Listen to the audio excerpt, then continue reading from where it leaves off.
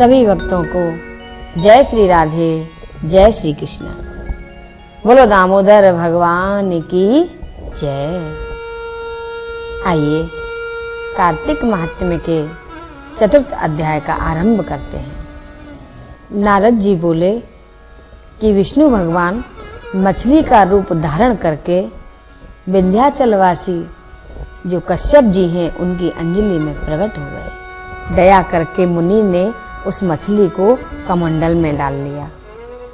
अब कमंडल में भी वो बड़ी होने लगी, तब कमंडल में से निकाल करके उसे कुएं में डाला। कुएं में भी बड़ी हो गई। वो छोटा पड़ने लगा तो कुएं में से निकाल करके उसे तालाब में डाल दिया।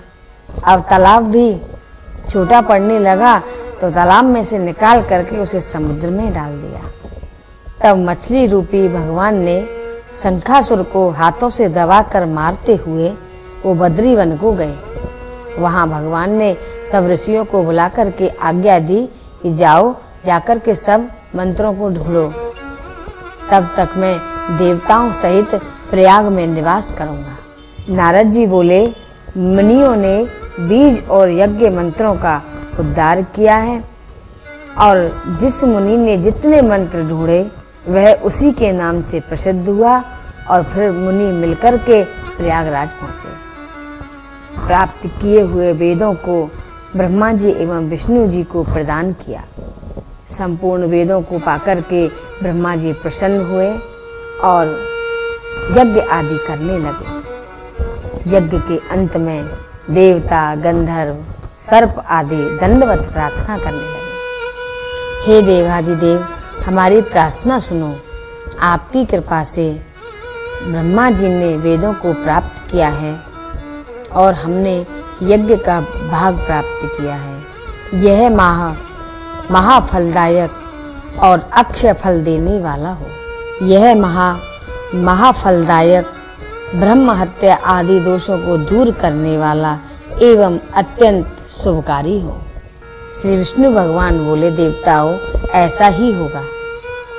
यह स्थान ब्रह्म क्षेत्र के नाम से जाना जाएगा और यहाँ सूर्यवंशी राजा भागीरथ गंगा जी को लेकर के आएंगे और इसी स्थान पर सूर्य की पुत्री यमुना जी और गंगा जी का संगम होगा।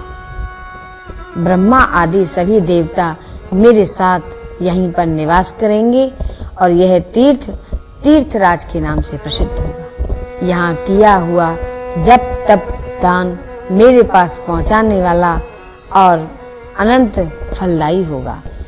ब्रह्म हत्या आदि पाप भी इस तीर्थ के दर्शन मात्र से नष्ट होंगे, जिसे हम तीर्थराज प्रयाग के नाम से जानते हैं। जो मनुष्य मेरे समीप शरीर त्याग करेंगे वो मुझ में ही समा जाएंगे, फिर उन्हें कभी भी मनुष्य शरीर नहीं मिलेगा। जो अपने पितृस्वरों का यहाँ आकर के श्राद्ध करेगा उनके पितृगण मेरे स्वरूप को धारण करेंगे। हे मुनिवरों, मैं सर्वज्ञ रूप से बद्रीवन में निवास करता हूँ। जो फल 100 वर्ष में व्यक्ति प्राप्त करता है उसे यहाँ कुछ ही क्षणों में प्राप्त हो जाता है। जो फल अन्य स्थान पर 100 वर्ष में प्राप्त होता है वही फल यहाँ पर एक दिन में ही प्राप्त हो जाता है। सूत जी बोले, ऐसा कहकर के विष्णु भगवान ब्रह्मा जी के साथ में वहां से अंतर्ध्यान हो गए और अन्य देवतागण भी वहां से अंतर्ध्यान हो जाते हैं। जो प्राणी शुद्ध चित्त से इस कथा को सुनते हैं वो प्रयागराज और बद्रीवन में प्राप्त हुए फल को प्राप्त करते हैं। जो फल प्रयागराज जाने पर, बद्रीवन जाने पर मिलता है वही फल इस कथा को सुनने मात्र से मिल जाता है। कार्तिक महात्म्य के चतुर्थ अध्याय की कथा यहाँ पर पूर्ण होती है। बोलिए दामोदर भगवान की जय। सभी भक्तों को जय श्री राधे, जय श्री कृष्ण।